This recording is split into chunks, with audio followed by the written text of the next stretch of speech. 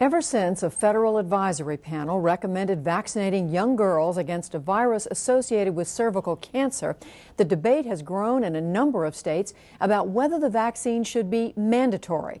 Now there are new findings about the prevalence of the virus in the U.S. population that may feed into that debate. For some background, we begin with our health correspondent, Susan Denser.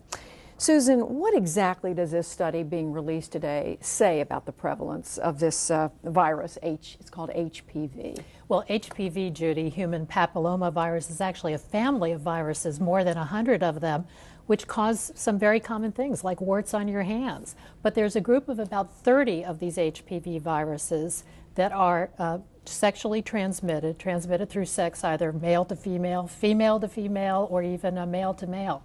And those can include some that lead to such conditions as genital warts. There are about 20 viruses that are considered high risk, and then an additional dozen or so that actually are linked to cervical cancer. What this study did today, that was announced today, was look at those sexually transmitted HPV viruses, that group of roughly 30 sexually transmitted viruses, and said how prevalent are these among women aged 14 to 59. It was the largest group of women that had ever been looked at.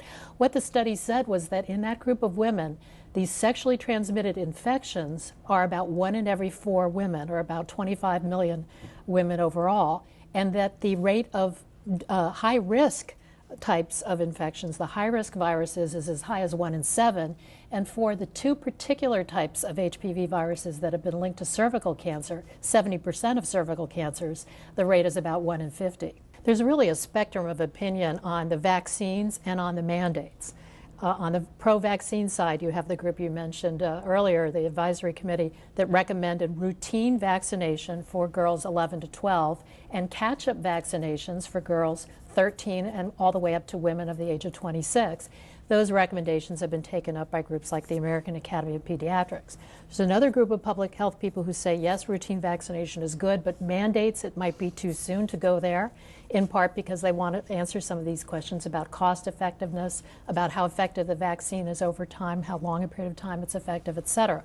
Then there's a group that is for the vaccine in principle, but very much against the mandates, worried about issues of parental control.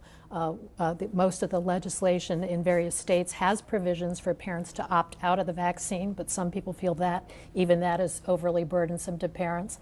And then there's a group that's opposed to the vaccine altogether, and these tend to be the groups that are worried about the effects of vaccines and try to focus on unproven, allegedly deleterious effects in those vaccines. And now more on the debate to make the vaccine for HPV mandatory for all school-age girls. And for that, we turn to Dr. Ralph Anderson. He is chair of the Obstetrics and Gynecology Department at the University of North Texas Health Center. For the record, he does not have an affiliation with Merck, the maker of the vaccine. And Wendy Wright. She is president of Concerned Women for America, a conservative group that focuses on women's issues. Dr. Anderson, to you first. You believe, as I understand it, that the vaccine is not only necessary, you also believe that it should be mandatory. Am I correct about that?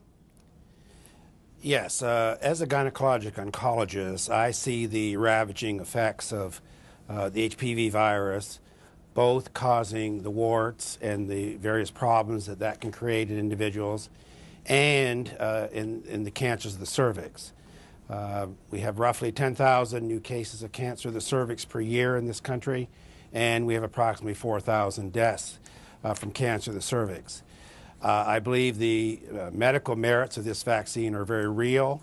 I do believe that with the statistics that have been shown earlier, that we can eradicate 90% of the venereal warts and approximately 70% of the cancers, and with that would go a great deal of morbidity and mortality.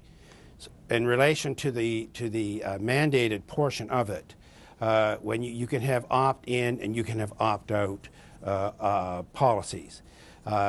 In using vaccinations in other areas, it is very clear that when you use an opt-out policy, you get a larger number of people taking the vaccine than if you have an opt-in policy. Wendy Wright with Concerned Women for America, your view of this vaccine? Well, we don't oppose the vaccine. Our problem is with mandating it, requiring that every little girl has to get it before she enters 6th grade.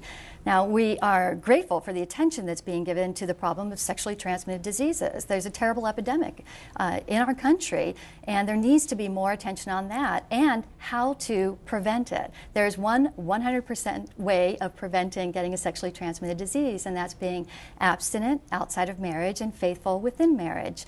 And with this disease of HPV it being mandated before entering school, with other kinds of mandated vaccines, it's for diseases that are contracted through the air or through simple touch. This disease is contracted through intimate sexual contact. And so this should be something that should be left up to parents to decide, not requiring that every little girl has to get it.